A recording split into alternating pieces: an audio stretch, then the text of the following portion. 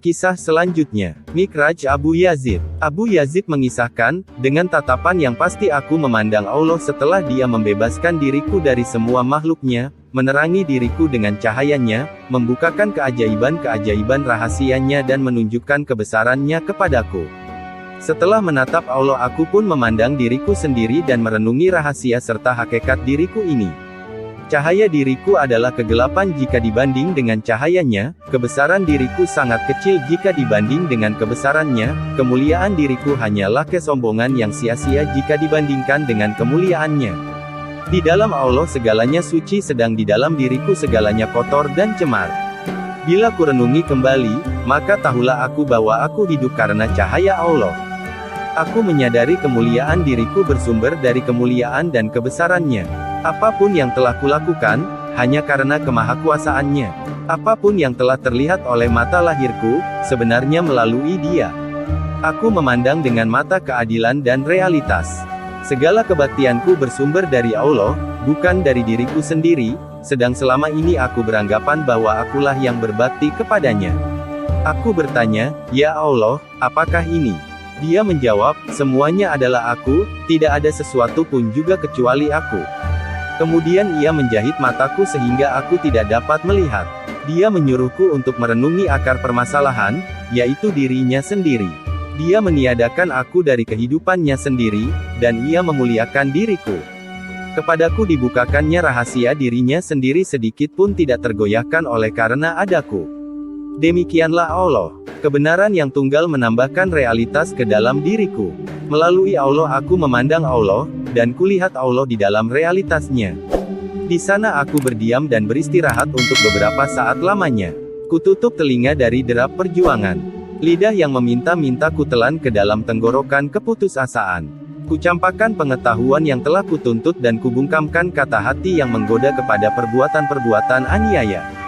Di sana aku berdiam dengan tenang. Dengan karunia Allah aku membuang kemewahan-kemewahan dari jalan yang menuju prinsip-prinsip dasar. Allah menaruh belas kasih kepadaku, Ia memberkahiku dengan pengetahuan abadi dan menanam lidah kebajikannya ke dalam tenggorokanku. Untukku diciptakannya sebuah mata dari cahayanya, semua makhluk kulihat melalui Dia. Dengan lidah kebajikan itu aku berkata-kata kepada Allah, dengan pengetahuan Allah ku peroleh sebuah pengetahuan, dan dengan cahaya Allah aku menatap kepadanya. Allah berkata kepadaku, "Wahai engkau yang tak memiliki sesuatu pun jua namun telah memperoleh segalanya, yang tak memiliki perbekalan namun telah memiliki kekayaan." Ya Allah, jawabku, jangan biarkan diriku terperdaya oleh semua itu. Jangan biarkan aku puas dengan diriku sendiri tanpa mendambakan dirimu.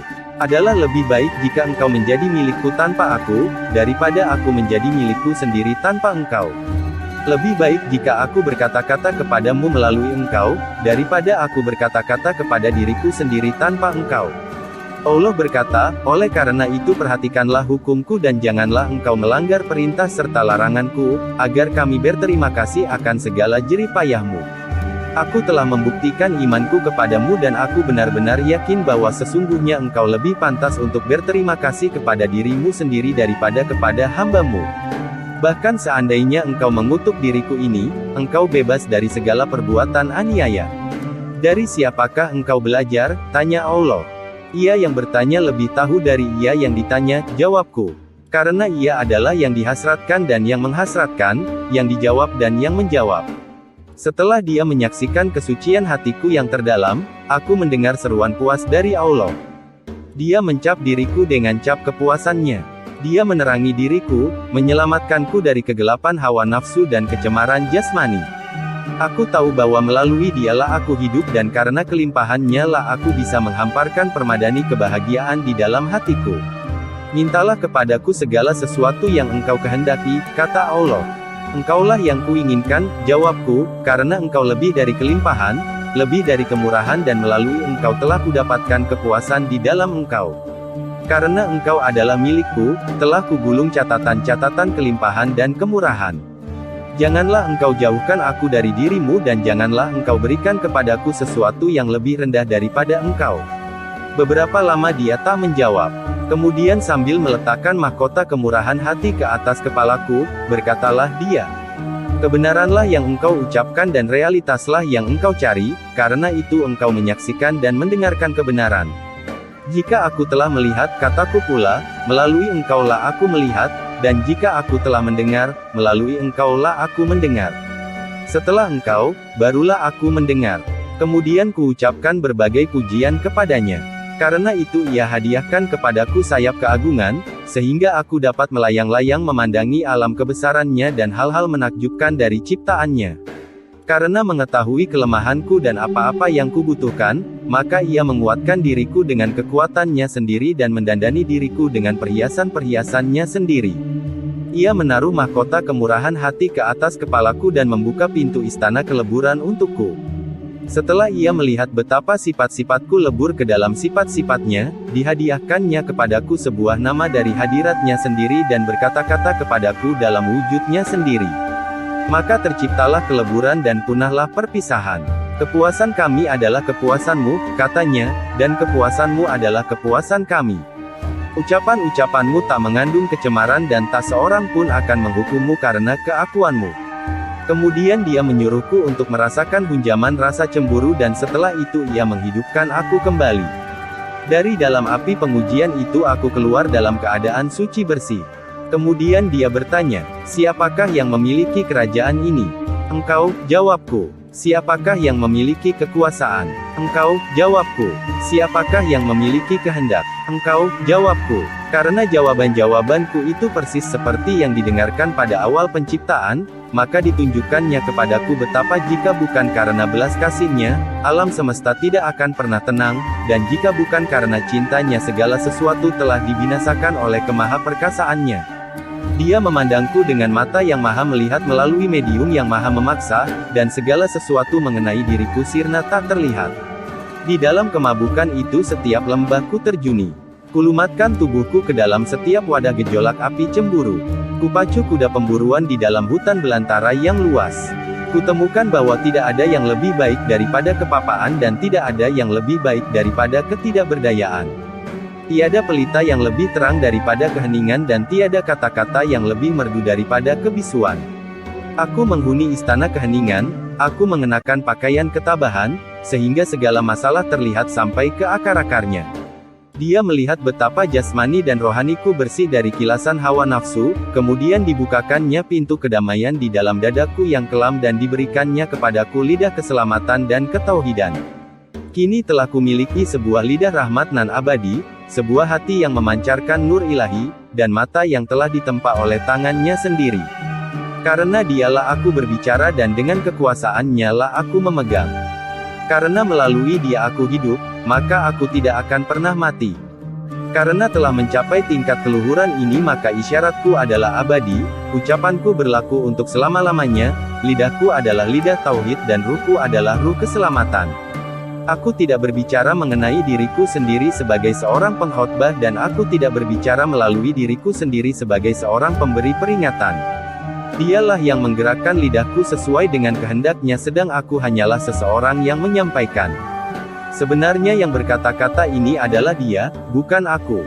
Setelah memuliakan diriku dia berkata, hamba-hambaku ingin bertemu denganmu. Bukanlah keinginanku untuk menemui mereka, jawabku. Tetapi jika engkau menghendakiku untuk menemui mereka, maka aku tidak akan menentang kehendakmu. Hiaslah diriku dengan keesaanmu, sehingga apabila hamba-hambamu memandangku yang terpandang oleh mereka adalah ciptaanmu. Dan mereka akan melihat sang pencipta semata-mata, bukan diriku ini. Keinginanku ini dikabulkannya. Ditaruhnya mahkota kemurahan hati ke atas kepalaku dan ia membantuku mengalahkan jasmaniku. Setelah itu dia berkata, temuilah hamba-hambaku itu. Aku pun berjalan selangkah menjauhi hadiratnya. Tetapi pada langkah yang kedua aku jatuh terjerumus. Terdengarlah olehku seruan, bawalah kembali kekasihku kemari, ia tidak dapat hidup tanpa aku dan tidak ada satu jalan pun yang diketahuinya kecuali jalan yang menuju aku. Setelah aku mencapai taraf peleburan ke dalam keesaan, itulah saat pertama aku menatap Yang Maha Esa. Bertahun-tahun lamanya aku mengelana di dalam lembah yang berada di kaki bukit pemahaman, kisah Abu Yazid. Akhirnya aku menjadi seekor burung dengan tubuh yang berasal dari keesaan dan dengan sayap keabadian. Terus-menerus aku melayang-layang di angkasa kemutlakan. Setelah terlepas dari segala sesuatu yang diciptakannya, aku pun berkata, aku telah sampai kepada Sang Pencipta. Kemudian kutengadahkan kepalaku dari lembah kemuliaan. Dahagaku kupuaskan seperti yang tak pernah terulang di sepanjang zaman. Kemudian selama 30.000 tahun aku terbang di dalam keleburannya yang luas, 30.000 tahun di dalam kemuliaannya dan selama 30.000 tahun di dalam keesaannya. Setelah berakhir masa 90.000 tahun terlihatlah olehku Abu Yazid, dan segala yang terpandang olehku adalah aku sendiri. Kemudian aku jelajahi 4.000 padang belantara. Ketika sampai ke akhir penjelajahan itu terlihatlah olehku bahwa aku masih berada pada tahap awal kenabian. Maka kulanjutkan pula pengembaraan yang tak berkesudahan itu untuk beberapa lama, aku katakan, tidak ada seorang manusia pun yang pernah mencapai kemuliaan yang lebih tinggi daripada yang telah kucapai ini. Tidak mungkin ada tingkatan yang lebih tinggi daripada ini. Tetapi ketika kutajamkan pandangan ternyata kepalaku masih berada di tapak kaki seorang nabi. Maka sadarlah aku bahwa tingkat terakhir yang dapat dicapai oleh manusia-manusia suci hanyalah sebagai tingkatan awal dari kenabian. Mengenai tingkat terakhir dari kenabian tidak dapat kubayangkan. Kemudian ruhku menembus segala penjuru di dalam kerajaan Allah. Surga dan neraka ditunjukkan kepada ruhku itu tetapi ia tidak peduli. Apakah yang dapat menghadang dan membuatnya peduli? Semua sukma yang bukan nabi yang ditemuinya tidak diperdulikannya. Ketika ruhku mencapai sukma manusia kesayangan Allah, Nabi Muhammad Shallallahu Alaihi Wasallam, terlihatlah olehku 100.000 lautan api yang tiada bertepi dan 1.000 tirai cahaya. Seandainya kucercahkan kaki ke dalam yang pertama di antara lautan-lautan api itu, niscaya aku hangus binasa. Aku sedemikian gentar dan bingung sehingga aku jadi sirna. Tetapi betapapun besar keinginanku, aku tidak berani memandang tiang perkemahan Muhammad, Rasulullah. Walaupun aku telah berjumpa dengan Allah, tetapi aku tidak berani berjumpa dengan Muhammad. Kemudian Abu Yazid berkata, Ya Allah, segala sesuatu yang telah terlihat olehku adalah aku sendiri. Bagiku tiada jalan yang menuju kepadamu selama aku ini masih ada. Aku tidak dapat menembus keakuan ini, apakah yang harus kulakukan? Maka terdengarlah perintah, untuk melepaskan keakuanmu itu ikutilah kekasih kami, Muhammad si orang Arab. Usaplah mata dengan debu kakinya dan ikutilah jejaknya. Selanjutnya Abu Yazid dan Yahya bin Mu'az. Yahya bin Mu'az menulis surat kepada Abu Yazid, apakah katamu mengenai seseorang yang telah meneguk secawan arak dan menjadi mabuk tiada henti-hentinya? Aku tidak tahu, jawab Abu Yazid. Yang ku ketahui hanyalah bahwa di sini ada seseorang yang sehari semalam telah mereguk isi samudera luas yang tiada bertepi namun masih merasa haus dan dahaga. Yahya bin Mu'az menyurati lagi, ada sebuah rahasia yang hendak kukatakan kepadamu tetapi tempat pertemuan kita adalah di dalam surga. Di sana, di bawah naungan pohon tuba akan kukatakan rahasia itu kepadamu. Bersamaan surat itu dia kirimkan sepotong roti dengan pesan, Syekh harus memakan roti ini karena aku telah membuatnya dari air Zam-Zam. Di dalam jawabannya Abu Yazid berkata mengenai rahasia yang hendak disampaikan Yahya itu, mengenai tempat pertemuan yang engkau katakan, dengan hanya mengingatnya, pada saat ini juga aku dapat menikmati surga dan pohon tuba. Tetapi roti yang engkau kirimkan itu tidak dapat kunikmati. Engkau memang mengatakan air apa yang telah engkau pergunakan, tetapi engkau tidak mengatakan bibit gandum apa yang telah engkau taburkan. Maka Yahya bin Mu'az ingin sekali mengunjungi Abu Yazid. Ia datang pada waktu sholat Isya. Yahya berkisah sebagai berikut. Aku tidak mau mengganggu Syekh Abu Yazid. Tetapi aku pun tidak dapat bersabar hingga pagi. Maka pergilah aku ke suatu tempat di padang pasir di mana aku dapat menemuinya pada saat itu seperti yang dikatakan orang-orang kepadaku. Sesampainya di tempat itu terlihat olehku Abu Yazid sedang sholat Isya. Kemudian ia berdiri di atas jari-jari kakinya sampai keesokan harinya. Aku tegak terpana menyaksikan hal ini. Sepanjang malam ku dengar Abu Yazid berdoa. Ketika fajar tiba, ku dengar Abu Yazid berkata di dalam doanya, aku berlindung kepadamu dari segala hasratku untuk menerima kehormatan-kehormatan ini. Setelah sadar, Yahya mengucapkan salam kepada Abu Yazid dan bertanya apakah yang telah dialaminya pada malam tadi. Abu Yazid menjawab, lebih dari 20 kehormatan telah ditawarkan kepadaku. Tetapi tak satu pun yang kuinginkan karena semuanya adalah kehormatan-kehormatan yang membutakan mata. Guru, mengapakah engkau tidak meminta pengetahuan mistik? karena bukankah dia raja di antara sekalian raja dan pernah berkata, "Mintalah kepadaku segala sesuatu yang engkau kehendaki." Yahya bertanya. "Diamlah," sela Abu Yazid. "Aku cemburu kepada diriku sendiri yang telah mengenalnya, karena aku ingin tiada sesuatu pun kecuali dia yang mengenal dirinya. Mengenai pengetahuannya, apakah peduliku? Sesungguhnya seperti itulah kehendaknya, Yahya. Hanya dia, dan bukan siapa-siapa yang akan mengenal dirinya. Demi keagungan Allah, Yahya bermohon, berikanlah kepadaku sebagian dari karunia-karunia yang telah ditawarkan kepadamu malam tadi. Seandainya engkau memperoleh kemuliaan Adam, kesucian Jibril, kelapangan hati Ibrahim, kedambaan Musa kepada Allah, kekudusan Isa, dan kecintaan Muhammad, niscaya engkau masih merasa belum puas. Engkau akan mengharapkan hal-hal lain yang melampaui segala sesuatu," jawab Abu Yazid. "Tetaplah merenung yang maha tinggi dan jangan rendahkan pandanganmu, karena apabila engkau merendahkan pandanganmu kepada sesuatu hal maka hal itulah yang akan membutakan matamu." Selanjutnya Abu Yazid dan seorang muridnya. Ada seorang pertapa di antara tokoh-tokoh suci terkenal di Bustom, ia mempunyai banyak pengikut dan pengagum, tetapi ia sendiri senantiasa mengikuti pelajaran-pelajaran yang diberikan oleh Abu Yazid. Dengan tekun ia mendengarkan ceramah-ceramah Abu Yazid dan duduk bersama sahabat-sahabat beliau.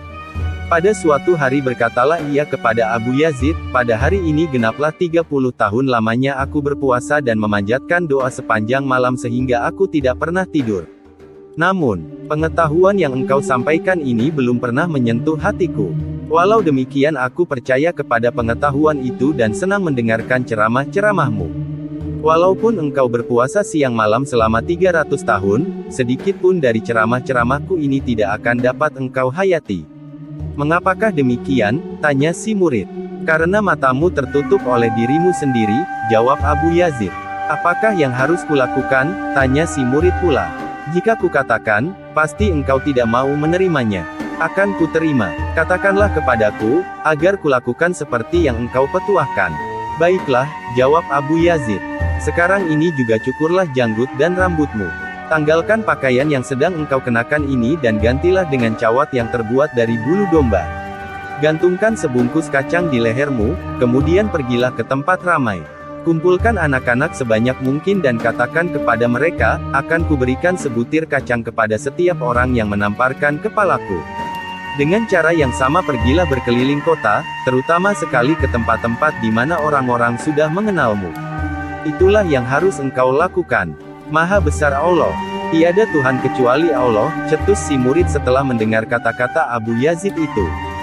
"Jika seorang kafir mengucapkan kata-kata itu niscaya ia menjadi seorang muslim," kata Abu Yazid. "Tetapi dengan mengucapkan kata-kata yang sama engkau telah mempersekutukan Allah." "Mengapa begitu?" tanya si murid. "Karena engkau merasa bahwa dirimu terlalu mulia untuk berbuat seperti yang telah kukatakan tadi. Kemudian engkau mencetuskan kata-kata tadi untuk menunjukkan bahwa engkau adalah seorang penting, bukan untuk memuliakan Allah. Dengan demikian bukankah engkau telah mempersekutukan Allah? Saran-saranmu tadi tidak dapat kulaksanakan. Berikanlah saran-saran yang lain." Si murid berkeberatan.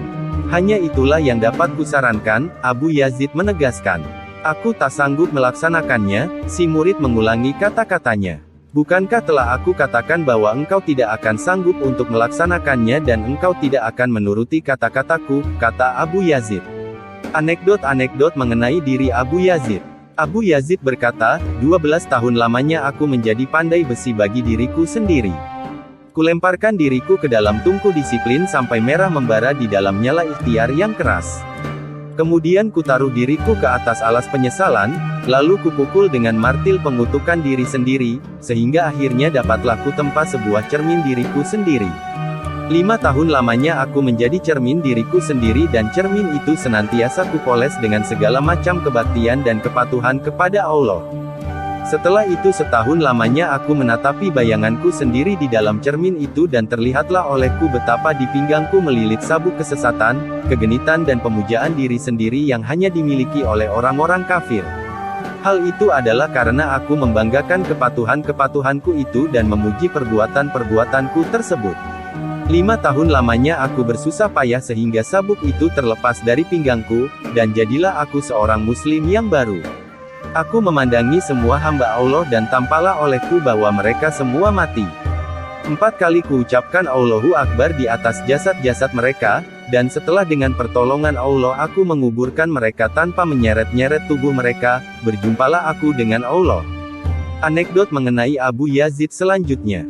Setiap kali Abu Yazid tiba di depan sebuah masjid, sesaat lamanya ia akan berdiri terpaku dan menangis. "Mengapa engkau selalu berlaku demikian?"